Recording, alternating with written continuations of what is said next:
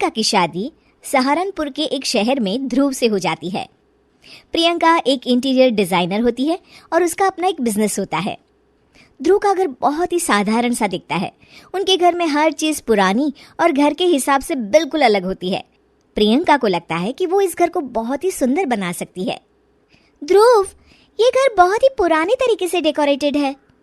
अच्छा, मुझे तो नहीं लगता। कभी ध्यान दोगे तो लगेगा ना। ऐसा लगता है कि हम शहर में रहकर भी गांव में रहते हैं। अच्छा, तो इस दिवाली तुम्हारे मनपसंद कलर से पेंट करवा देंगे, ठीक है? ओहो, पेंट से क्या होगा? ये फर्नीचर इतना पुराना हो गया है, खुद कह देता होगा कभी तो, भगवान के लिए बदल दो, भगवान के लिए मुझे बदल दो।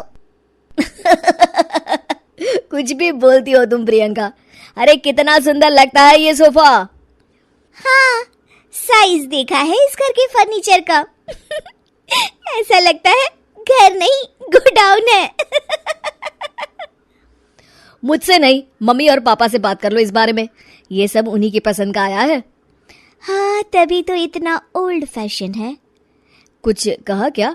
अरे कुछ नहीं। आप जाइए, ऑफिस जाइए। ध्रुव ऑफिस चला जाता है और प्रियंका अपनी सास से बात करने की सोचती है। मम्मी जी, मैं क्या सोच रही थी कि अगर हम इस संदूक को यहाँ से हटा दें तो काफी जगह बच जाएगी ना। हाँ, इसे हटा देंगे और सामान कहाँ रखेंगे? अपने सर पर? अरे मम्मी जी, आप ऐसी बातें क्यों कर रही हैं? देखिए ना, उसमें से एक भी चीज तो काम की है नहीं, तो क्यों ना हम उसे बेच दें। नहीं बहू, उसमें हमारे पुराने घर का बहुत ही अच्छा सामान है। पापा जी, ये घर भी तो पुराना ही लगता है। एक दिन प्रियंका की सहेली प्रिया उसके घर आती है। प्रिया घर को देखकर हंस पड़ती है। इतनी अच्छी इंटीरियर डिजाइनर का ससुराल तो किसी पुराने म्यूजियम जैसा लगता है। क्या बताऊं, यहाँ तो किसी को फर्क ही नहीं पड़ता। अरे जब सीधी उंगली से घी ना निकले ना, तो उंगली टेढ़ी कर लेनी चाहिए। हाँ, शायद तो ठीक कह रही है। अगले दिन प्रियंका की सास सोफे पर बैठी होती है तो देखती है कि सोफे का कपड़ा नीचे से फट गया है। अरे ये क्या? ये कपड़ा कैसे फट गया? मम्मी जी, मुझे लगता है कि ये किसी चूहे का काम है। क्या? चूहा? फिर से? सास सोफे पर चढ़ जाती है। अब तो मम्मी जी चूहा इस सोफे में अपना घर बना लेगा। क्या? तो क्या करे बहू, तू ही कुछ सुझाव देना। मम्मी जी, हमें स्टील वाले छोटे सोफे बना लेने चाहिए ताकि चूहे को घर बनाने के लिए जगह ही ना मिले।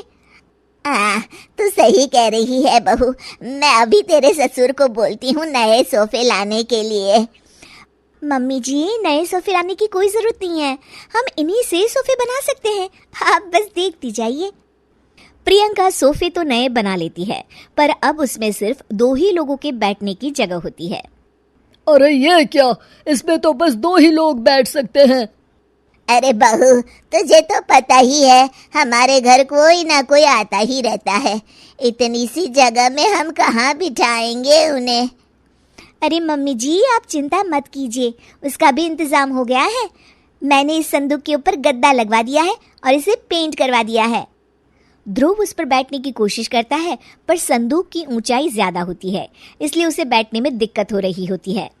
प्रियंका, कम से कम ये तो देखती कि संदूक की लंबाई कितनी ज्यादा है। ये बैठने में बिल्कुल भी कंफर्टेबल नहीं है। अरे आप भी ना, ये आजकल ट्रेंड में है, आपको तो कुछ पता ही नहीं है। प्रियंका धीरे धीरे घर की पूरी काया पलट कर देती है। एक दिन प्रियंका के ससुर के कुछ दोस्त घर पर आते हैं। नमस्ते बेटा, कैसी हो तुम? जी मैं ठीक हूँ अंकल जी, आप कैसे हैं? आइए आइए, अंदर आइए। अरे घर तो बड़ा खाली खाली लग रहा है, कहीं घर तो खाली नहीं कर रहे ना आप लोग? अरे नहीं, ये तो हमारी बहू का कमाल है। तुम बैठो ना रमेश।